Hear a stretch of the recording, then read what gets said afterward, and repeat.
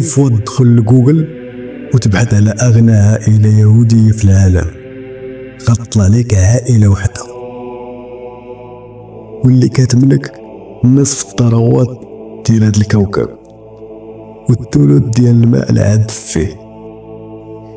العائلة الحريصة على إنشاء وطن قومي للصهاينة في فلسطين، العائلة اللي كتملك جميع بنوك العالم، والعائلة المتحكمة في معظم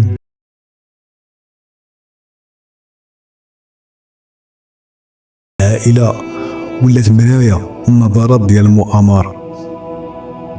فراه الناس تيقولوا الثروة ديالهم تخطط مئات تريليونات ديال الدولار، وناس آخرين تيقولوا بلي هما فقط رجال أعمال عاديين ولكن زايدين نغزة في الذكاء شوية وفي الاجتهاد.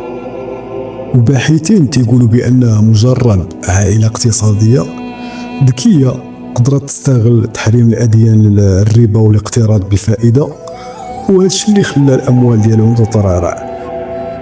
وزيد عليها حتى التعاليم ديالهم والقوانين اللي توارثوها جيل بعد جيل، بحال غير مسموح لأي فرد من العائلة يتزوج من خارج العائلة، يعني خيرنا ما يديه غيرنا.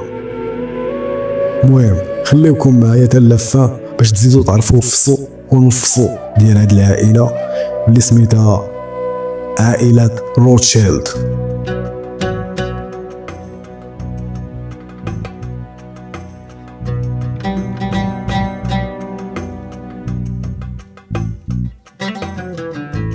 القصة بدات في القرن 19 في مدينة فرانكفورت ألمانيا، مع واحد السيد سميتو ماير أمشيل روتشيلد.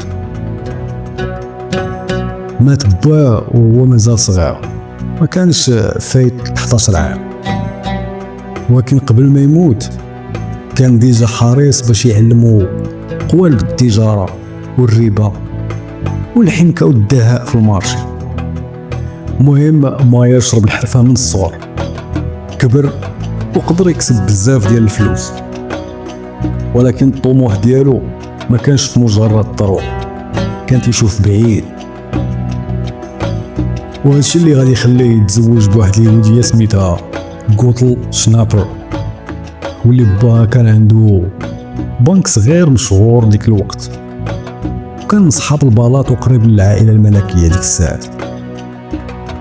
المهم من هنا قرر ماير انه يزيد يكبر في المشاريع ديالو ويتفكر الامجاد ديال والديه، وقرر ينشأ نشاطات استثماريه وتجاريه كبيره بزاف، وكان ضروري ما يأسس بنك خاص به واللي تسمى باسم ديال العائله روتشيلد، واللي هي في الاصل كلمه المانيه وكتعني الدرع الاحمر.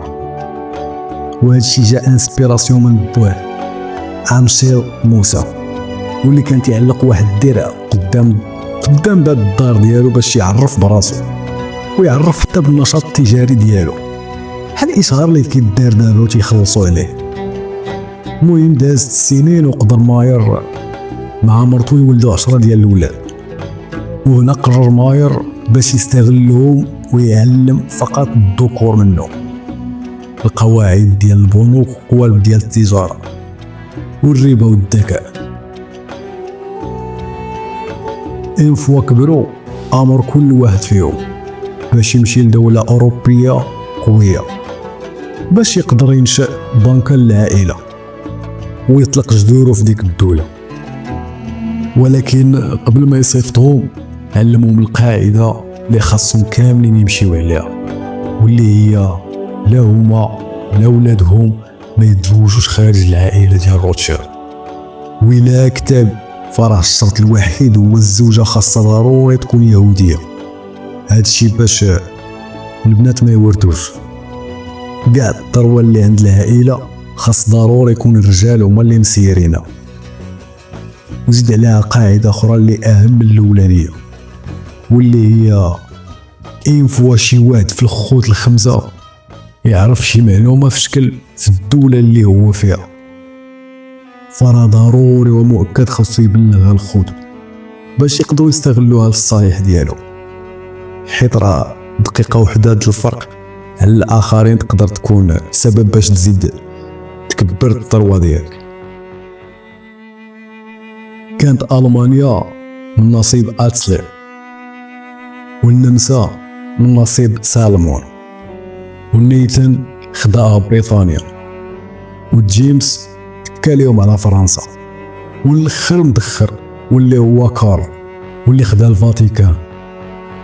وعن طريق هاد 5 الرهود قدرت توسع الثروة عند العائلة وصبحت إمبراطورية آل روتشيلد. فراه الهدف الواحد والأوحد ديالهم هو المصلحة ديال العائلة. وباش نزيدو نعرفو مزيان كيفاش كانوا تيفكروا هاد الناس والدرجة ديال المكر والخبث اللي كان فيهم، فراه في البداية ديال القرن 19 وبالضبط عام 1803 واللي تعرفت في التاريخ بالحروب النابليونية. وهاد الفترة اللي كانت شاخدة حروب بين فرنسا وبريطانيا.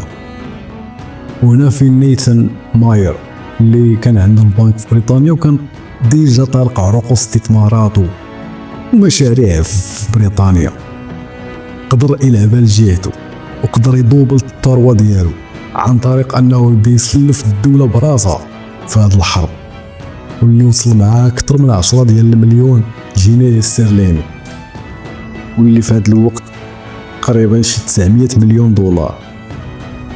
الدولة كانت تدعم الناس اللي محاربين في الصف ديالها، انت تزيد تمولهم وتعطيهم الاعانة. ولكن المشكل هنا هو ان حتى واحد في هاد العائلة ما كان وطني. وراه مثلا نيتن كان تيسلف بريطانيا، خو جيمس كان تيسلف فرنسا وتيمول الشركات ديال السلاح تما اللي كانوا خدامين لجوج جوايع. ولكن في العام ديال 1815 فين غتوقف البيضة في الطاس، واللي فيه وقعت الحرب اللي كانت بين فرنسا وبريطانيا واللي كانت سميتها واتر لو.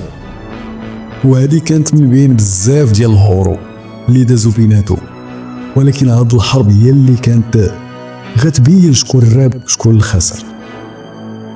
اللي خسرت فيها فرنسا، وهذا الشيء خلى جيمس في البلاصه يتصل بخوه نيثان في بريطانيا ويعلموا بالنتيجه ديال الحرب.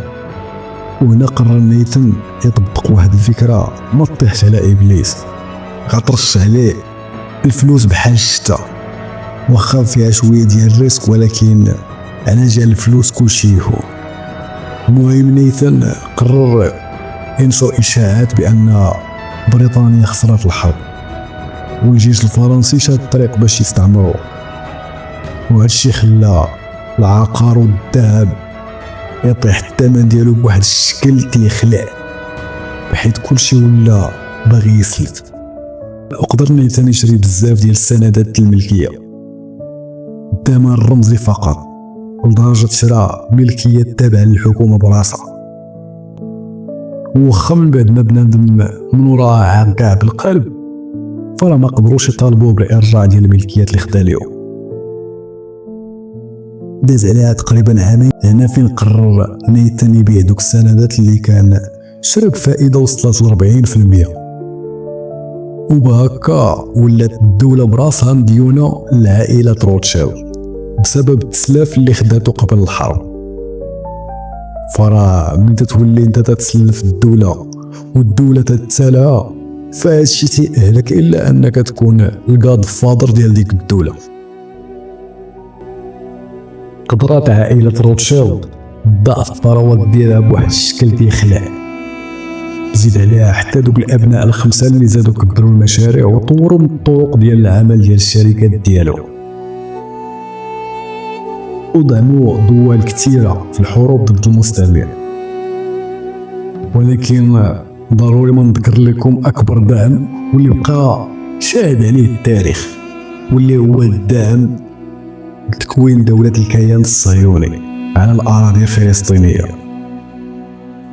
البلان بدا مع واحد خونا سميتو ليونيل روتشيلد، زعيم واحد الطائفة يهودية في انجلترا، ومسؤول على بعض الفروع تما. قدر حايم وايزمان واللي غيولي رئيس اسرائيل من بعد، وواحد خونا اخر من بعد سميتو النحوم سوكلوف، قدروا يدوروا ليونيل ويقنعوه باش يطلب من بريطانيا تساعدهم باش يبنيو وطن قومي لهم في فلسطين. وقدر ليونيل يوصل الميساج وزاد كثر كاع من العطيه، بحيث انه من غير اصدار ديال وعد بلفور واللي هو البيان اللي كان صدرته الحكومه البريطانيه خلال الحرب العالميه الاولانيه، ومن بعد ما خدات بريطانيا فلوس من قمحه من عائله روتشيلد قدرت تدعم اليهود باش يأسسوا وطن قومي لهم. قدر ليونيل حتى هو يزيد ينشأ فيلق يهودي في الوسط ديال الجيش البريطاني في الحرب العالميه الاولى. ومن وراها ناض جيمس روتشيلد واللي هو خوه جمع المتطوعين اليهود اللي باغيين يهاجروا لفلسطين، واللي قدروا يأسسوا هذه الجمعيه او وكاله قدروا يسميوها الوكاله اليهوديه. وقدر حتى هو يدير اللمسه ديالو عن طريق ينشأ لهم اكبر واول كنيسه في القدس، ويزيد عليها حتى التمويل ديال بعض المشاريع تنمو الاستثمارات. ومن وراه كان واحد من العائله سميتو إدموند روتشيلد واللي تولى 1967 رئاسه واحد اللجنه بالتضامن مع اسرائيل، وقدم لهم استثمارات كثيره في ديك الفتره. المهم كل واحد في العائله دار نصيبه، ولكن اللي ما غريبش هو ان روتشيلد راه مازال دابا تيقدموا الدعم لاسرائيل بشكل اون بلان بوبليك، لدرجه اسرائيل براسها كتعترف بالجميل وكتشكر العائله بجميع اللغات. وعلاش لا ما تشكرهاش بجميع اللغات؟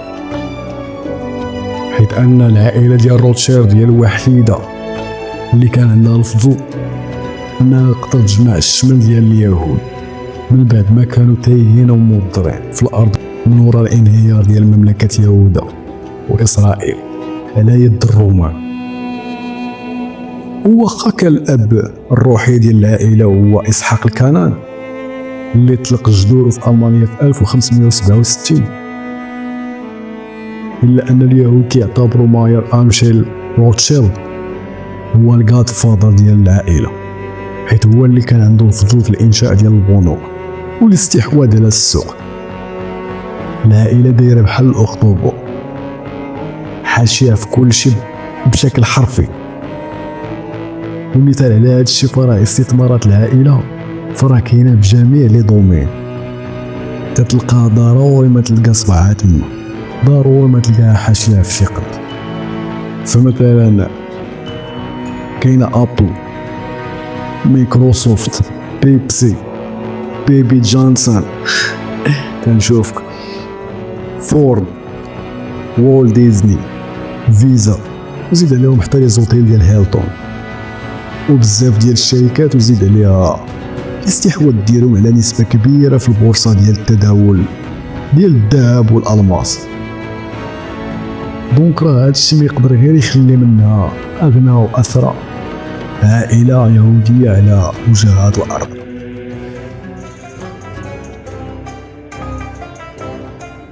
وبهكا غنكون وصلنا للفان ديال القصه. نتمنى يلقاكم هادشي نتوما بخير. علي بيس.